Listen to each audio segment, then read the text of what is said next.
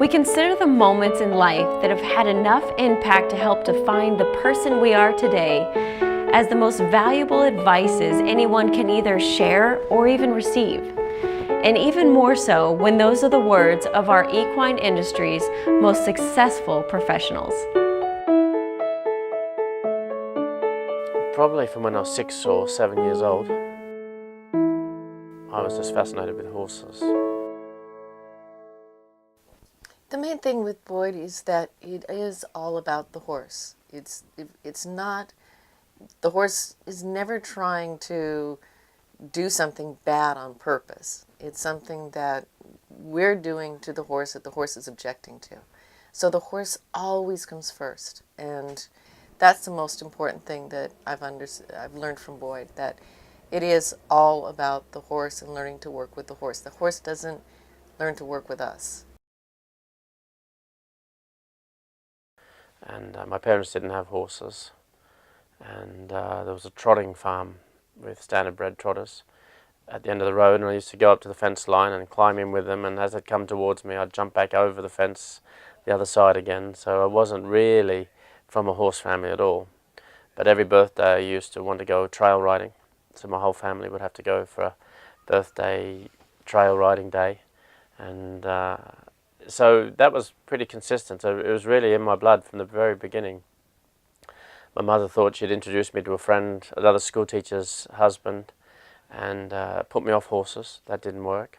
It just got me more involved, and they were carriage horses. And I remember I sort of wanted to do pony club and jumping and all that sort of thing, and I was devastated for a day or two that I was doing carriage horses. But even then, my love for the horses was completely absorbed, so I didn't even notice the carriages after a few days. All I loved was working with horses. So that was from when I was sort of 8 years old. That ran right through till I stayed in Australia till I was 21, competing in Australia. And then I always wondered how well I could fare in the European circuit. I'd actually travelled on a round the world ticket for my 21st birthday present, and when my mum said to me, "Would you like that, or would you like a 21st birthday party?" I said, "No, around the world ticket for sure." So off to America I went. I went to Gladstone, New Jersey, to the World Pair Championships then. Spent 6 months, 9 months in America, in Chicago, and then went to England, into Europe, worked with a team driver for one summer, learned how to sort of compete a European team and how to have them ready for the season, and then I branched out on my own. And in 1998 I then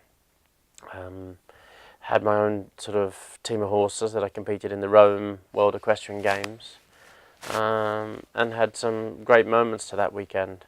Not a consistent performance, but there was definitely light at the end of the tunnel, and really I've just built from there. So I stayed in England for 25 years, and recently we've just moved to Holland, a little bit closer to Europe. I was doing a lot of travelling and sort of made sense to be based, so my family, my wife and my 2 children relocated a few years ago, and we haven't really looked back. We enjoy where we live.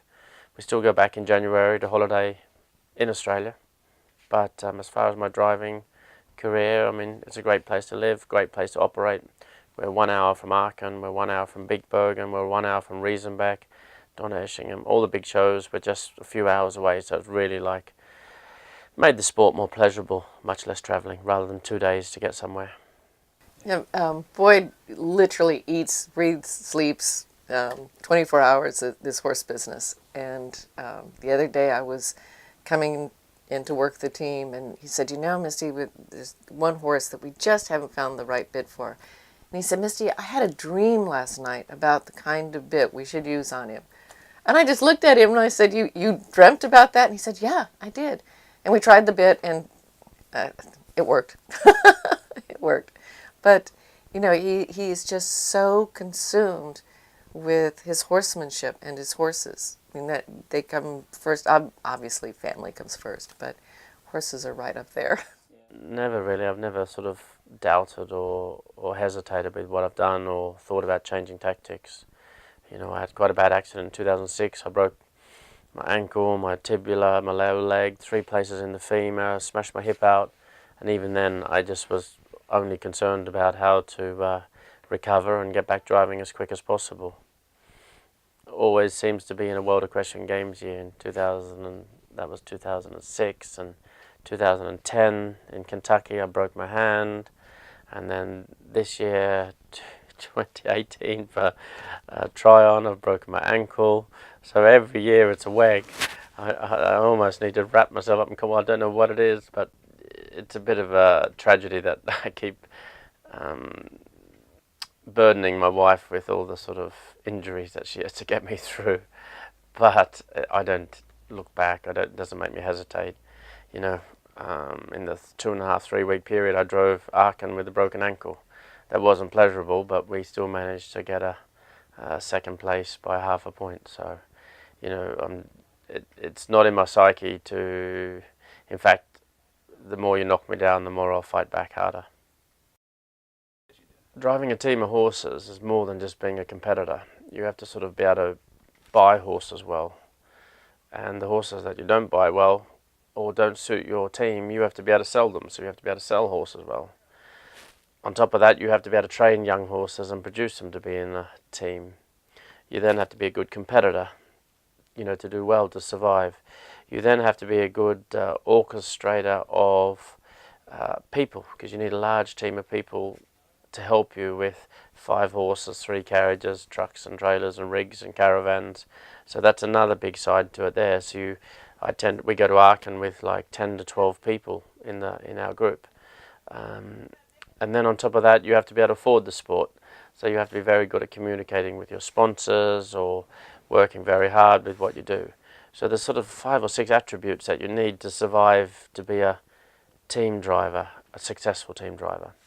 And it's one of the reasons, you know, we have a lot of newcomers coming to the sport, and a couple of years they get a bit burnt out.